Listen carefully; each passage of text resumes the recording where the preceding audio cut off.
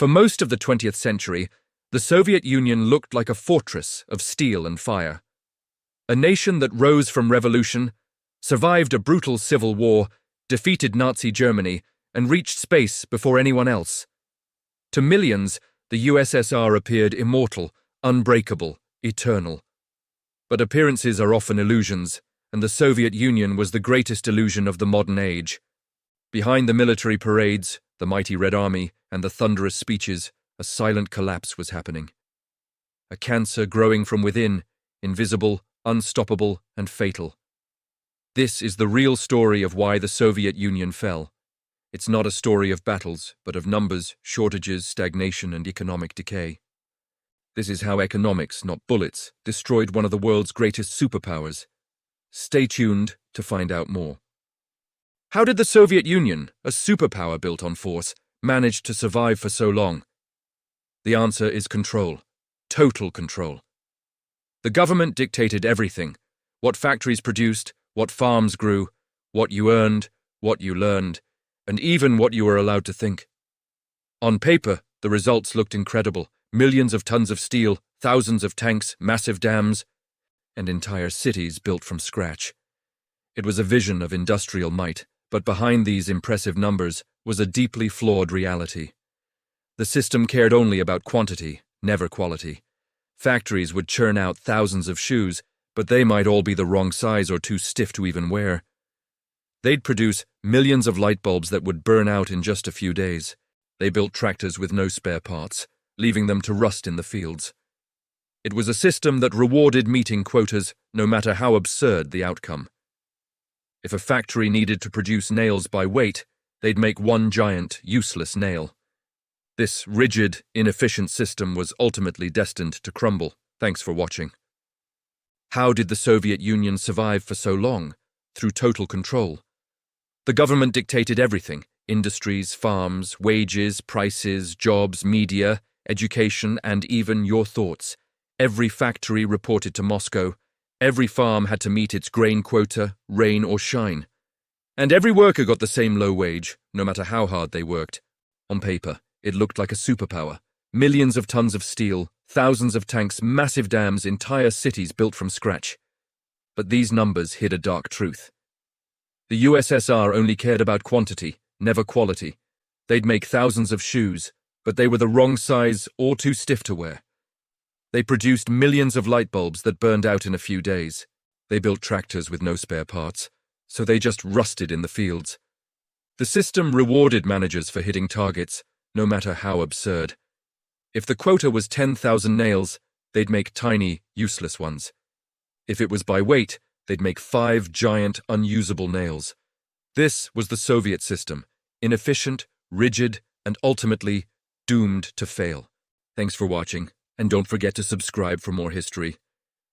Control gave the government immense power, but it also suffocated innovation. Private businesses were completely banned, and entrepreneurship was a punishable offense. Research wasn't driven by science, but by political ideology. Think about it. Computers, new technology, everyday consumer goods, all were decades behind the West. While American companies were pioneering personal computers, and Japanese companies were perfecting microchips, the USSR was often stuck using machinery straight out of the 1930s. Their engineers were brilliant, no doubt, but the system buried their ideas.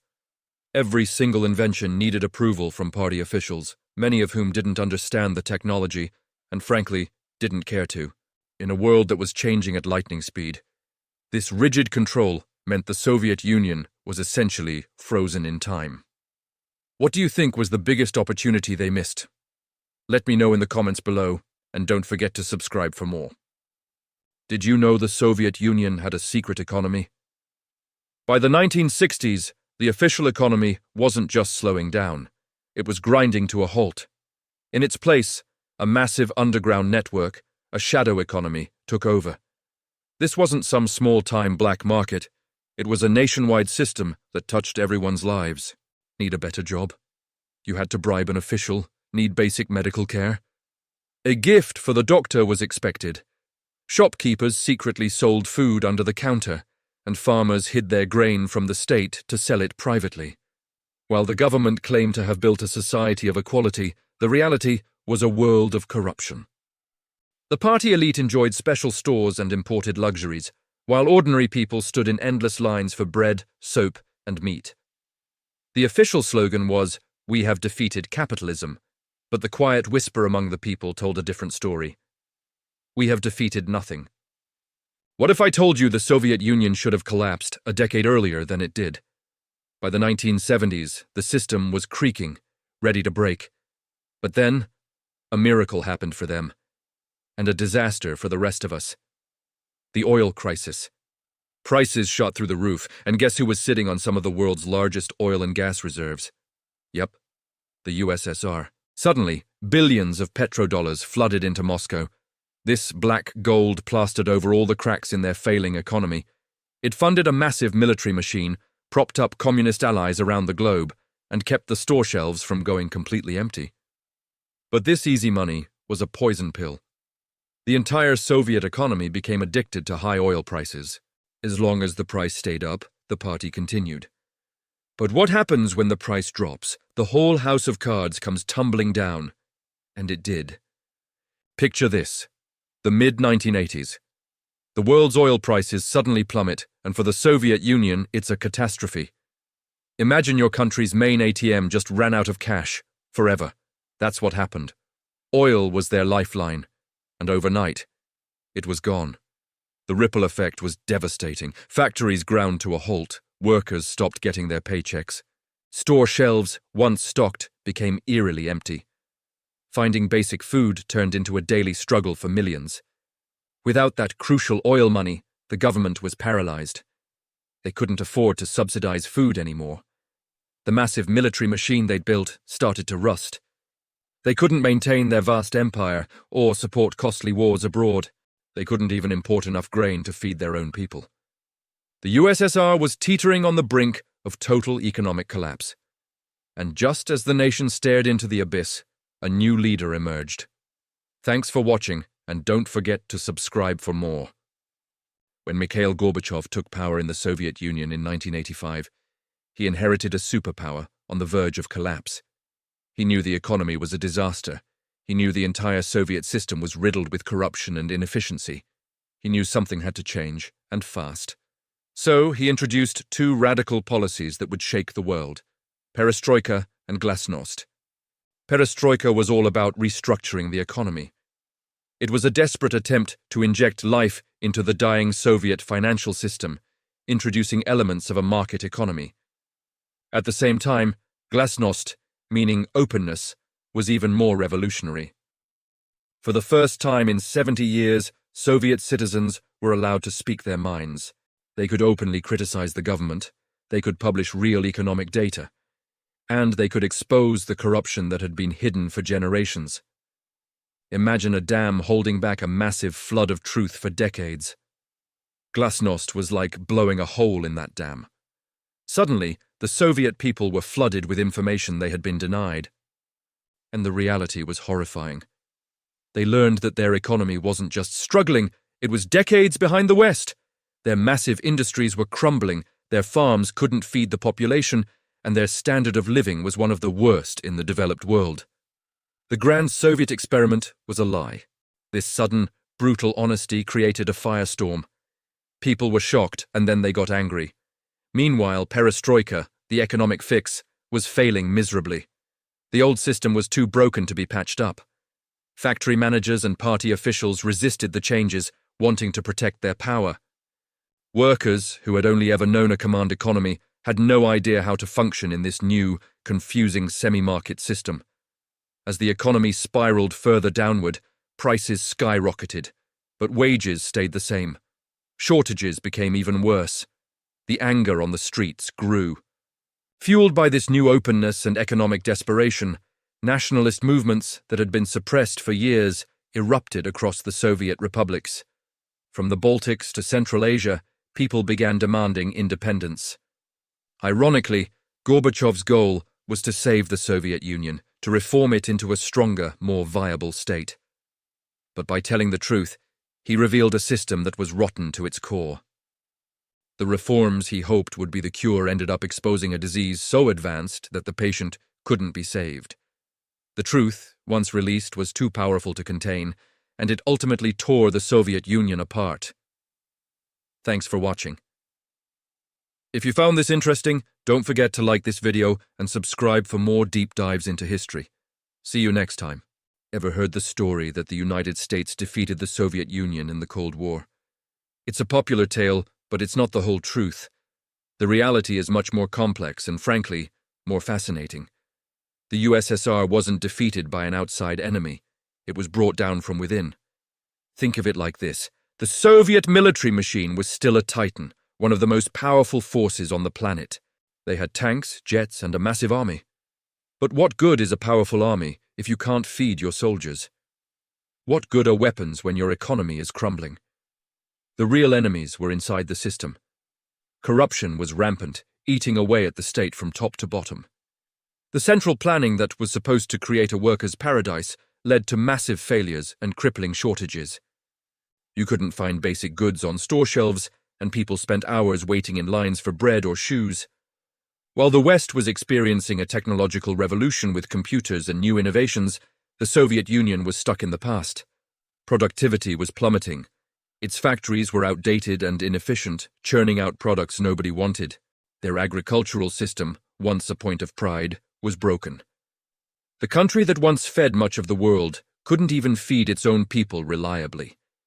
This created a massive shadow economy, a black market where people traded for what they needed because the official system had failed them. The country's over-reliance on oil exports made it vulnerable. When oil prices fell, the whole economy took a nosedive. Meanwhile, the government was pouring billions into the military, trying to keep up with the United States in an arms race it couldn't afford. This military overspending drained resources that were desperately needed elsewhere. The bureaucracy became a tangled mess of rules and red tape, stifling any chance for progress or common sense. And when a few leaders tried to introduce reforms, they were met with fierce resistance from hardliners who wanted to preserve the old, broken system. All this was happening while the people grew more and more tired of the lies and the shortages. In the different republics, from the Baltics to Central Asia, people were demanding freedom and independence. The very fabric of the Union was tearing apart. So the Soviet Union didn't fall with a bang, a great battle, or a dramatic showdown. It fell with a whisper, with a sigh of exhaustion. It was an empire that simply ran out of steam, hollowed out by its own internal failures. That's how empires truly fall, not with a spectacular explosion, but with the quiet decay of a system that could no longer sustain itself. Thanks for watching, and if you found this interesting, consider subscribing for more deep dives into history. Can you imagine a superpower just disappearing? That's exactly what happened to the Soviet Union. By 1991, it was a giant on paper, but a ghost in reality. Inflation was out of control, making money almost worthless. People waited in endless lines for basic food, only to find empty store shelves. To survive, many turned to black markets. Meanwhile, the country was breaking apart. Republics one by one declared their independence. Even the powerful Communist Party was split. Then, a desperate military coup failed, which only brought millions of people onto the streets, all demanding change.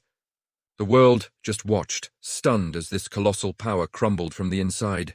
On December 26, 1991, the Soviet flag came down for the very last time. It wasn't war or invasion that brought it down. It was economics. The system simply couldn't support itself anymore. It just collapsed.